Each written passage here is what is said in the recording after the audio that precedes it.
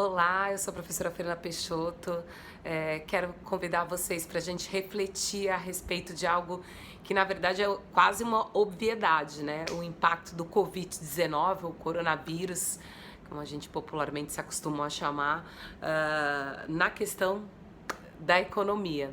Então, não só da economia brasileira, mas da economia global. O fato é que quando a gente pensa em economia, a gente pensa em consumo.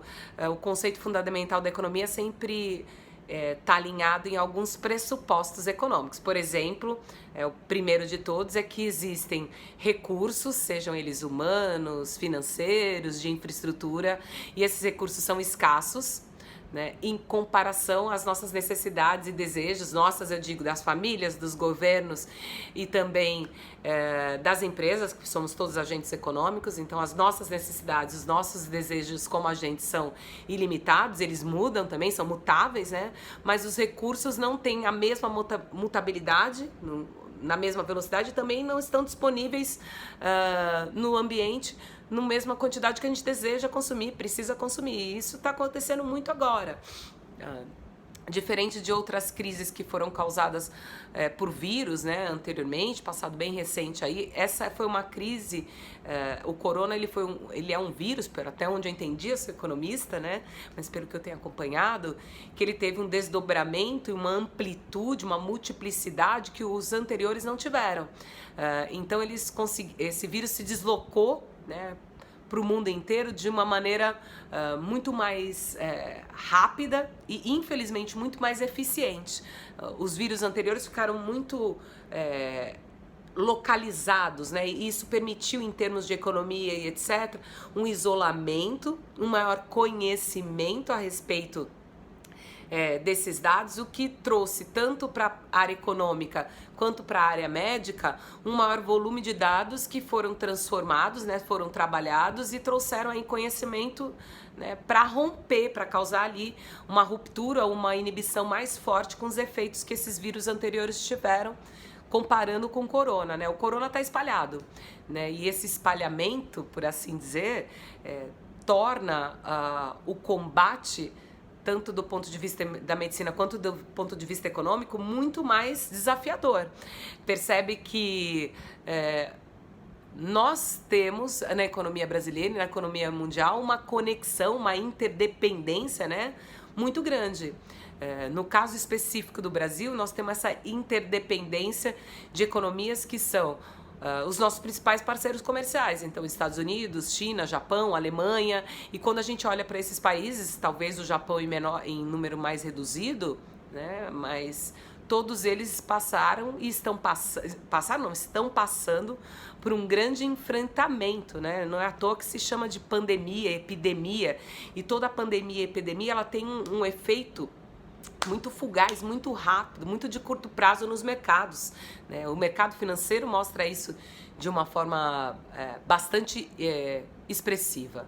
Então, para não me alongar, e até porque também me sentiria desconfortável em traçar trajetórias e consequências e os impactos, todos os impactos possíveis do coronavírus, acho que seria leviano da minha parte, né? Achar que eu reuni já todas as informações necessárias para refletir amplamente sobre o tema, mas eu pensei sobre 3 impactos, né?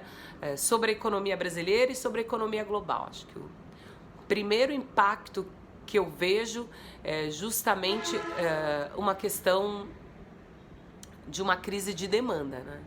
Demanda é sobre consumo. Então, a quantidade de produtos que as pessoas, os agentes econômicos, desejam consumir por determinado preço, determinado período de tempo. E especificamente sobre essa crise de demanda que eu estou dizendo, estou falando de uma crise de demanda de commodity. E aí é onde entra o Brasil. Então, existe, obviamente, nesse momento, um aumento de consumo de bens de maior valor agregado. Itens que vão compor a nossa segurança, né? A nossa segurança alimentar, a nossa segurança física, a funcionalidade dos negócios. E isso está longe de ser, por exemplo, o tipo de produto que o Brasil está acostumado e é competitivo em exportar, que são as chamadas commodities. Então, é uma crise de demanda, uma crise de commodity. Então, a gente tem um grande campo de produção e competição no que diz respeito aos minérios, aos grãos, né, aos produtos comuns.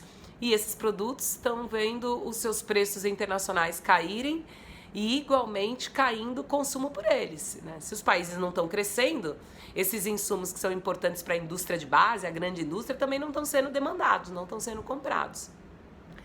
E esse para mim seria o primeiro impacto. O segundo impacto que eu visualizo, assim, puramente econômico também, é uma ruptura na cadeia de suprimentos. A China, não exclusiva para o Brasil, se tornou, principalmente por conta do seu caráter deflacionário, os caras produzem alto volume a baixo custo, e eles se tornaram os grandes fornecedores do mundo, né? Então a cadeia de suprimentos, o supply chain, né? Ele tem como principal motor a economia chinesa. E a partir do momento que esses caras produzem menos, né, em função aí desse isolamento que é necessário para a contenção do vírus, as indústrias que são clientes das indústrias chinesas começam a usar todos os seus estoques, já estão desabastecidas, porque mesmo que a economia chinesa, segundo dados deles próprios, está retornando a algum tipo de processo, isso ainda vai demorar um tempo para acontecer. Então a gente já viu empresas no Brasil e no mundo já anunciando, a gente está parando a produção por determinado período de tempo, a gente está reduzindo o nosso turno por determinado período de tempo. Então essa é a ruptura da cadeia de suprimentos. Lógico que isso nos leva a pensar que a gente precisa rever a cadeia de suprimentos e os seus protagonistas, mas isso não vai acontecer do dia para a noite. E o último item, aí, como consequência disso, aí sim é um choque de oferta, né? Um choque de oferta, quantidade de produtos e serviços, né, disponíveis no mercado por determinado tempo, determinado preço. Se está havendo um desabastecimento, né, então há uma redução de oferta de produtos e serviços, e a consequência econômica natural é o aumento de preços. Então eu estaria pautada nesses 3 itens aí para a gente ser sucinto, né? Uma crise de demanda, uma ruptura da cadeia de suprimentos e, infelizmente, aí nesse momento, um choque de oferta. Vamos aguardar, ver o que o setor público, quais políticas públicas, né? A gente já viu uns anúncios aí do Trump, já vimos anúncio da França também hoje, alguns anúncios também do ministro Paulo Guedes no Brasil. Vamos ver como o setor público vai lidar, como grande gestor, aí, como maior agente da economia, como ele vai lidar com os impactos e quais serão os remédios aí, quais serão as posologias para a gente tentar reduzir, né, os sintomas, tentar reduzir os impactos negativos que qualquer crise traz. Importante, fiquem tranquilos, se mantenham